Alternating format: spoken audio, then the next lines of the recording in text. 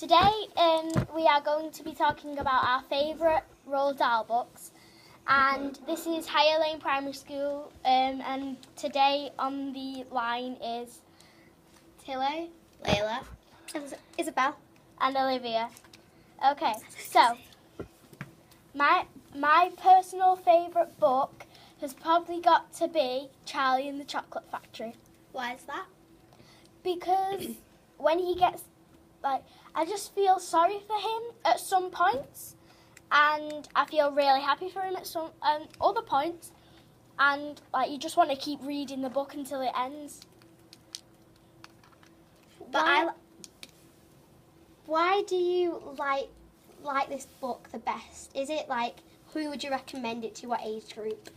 I'd recommend it to all ages because it's just a humorous book, but also it's age appropriate. It's age appropriate for 5-year-olds and things because it's got humour, it's got a bit of sadness, and it's got all different emotions. I'd agree on that, but my favourite book is probably The Witches. I like The Witches as well. Tilly, why do you like that book? I like that book because it is funny. It has some humorous parts, and it's got some parts that just make you want to carry on reading, like Olivia. And it makes you jump. And then when you finish the book, it makes you just want to go around looking for witches because it describes how to spot one. I agree with that. I do think Witches is one of the best books. It's got humour, how they keep it a secret, they have masks on, and after I read that book, I just keep my eye out for every woman who walks past me. Yeah, I honestly thought that was a good book. But this is for the three of you. Why do you think it's just the best book ever? But as well as that, what age group would you recommend it for? I would recommend this book for probably 8+,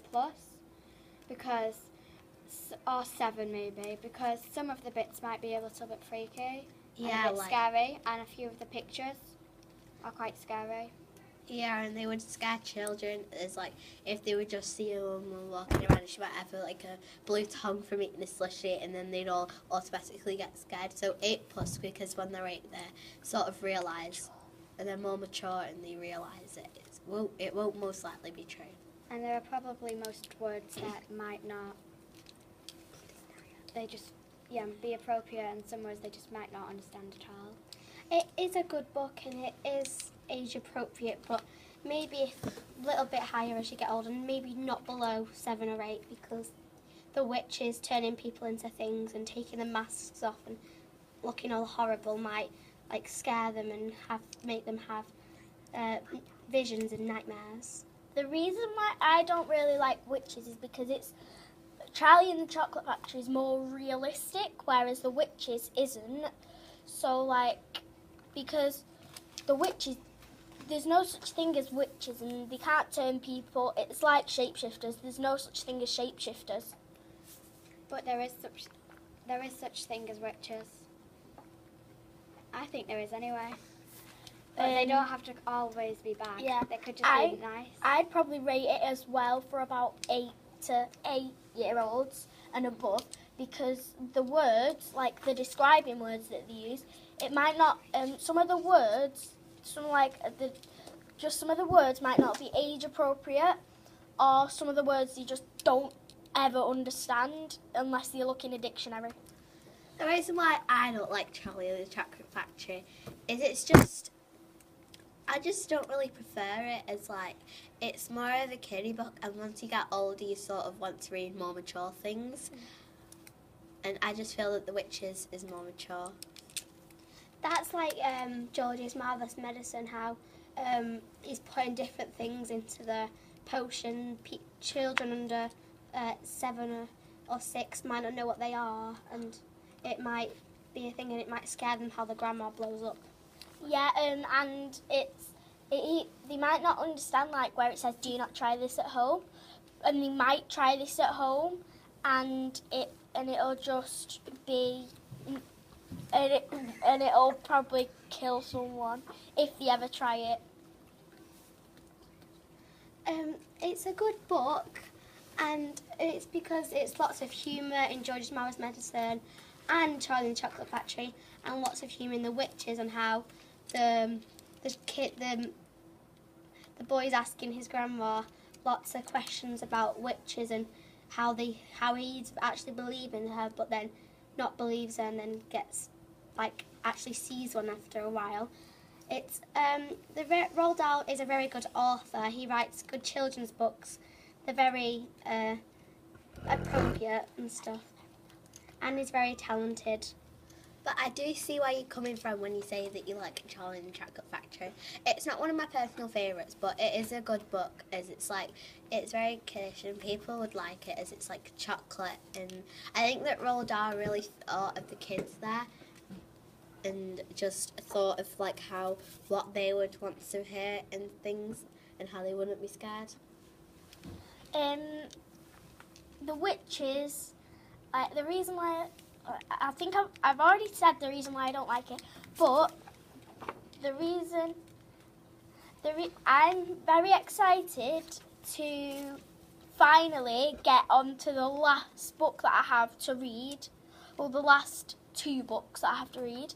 I'm halfway through Charlie and the Glass Elevator, which I think is quite good, but I'm so excited to read about the Twits because I've read tiny little snippets of it, but I'm really excited to read it. I think that the BFG is an amazing book because it's just so lively and it makes you jump, and the way how Roald Dahl just makes up some words is amazing, like gobblefunk. I agree with you there. All the things that is there are about the giant, how the people think that the giant's really a horrible creature, but the girl, Sophie, thinks different, and how he can make up different things, like the drinks that they eat, the snozzcumber, and all the other not friendly giants who eat humans. I seriously, that's my other favourite I really love. It's got lots of humour and actions to it. I think it was really funny when the Queen had drank the drink that Roald Dahl had made up. I think all the kids thought that it was really funny and that it was really good to read about.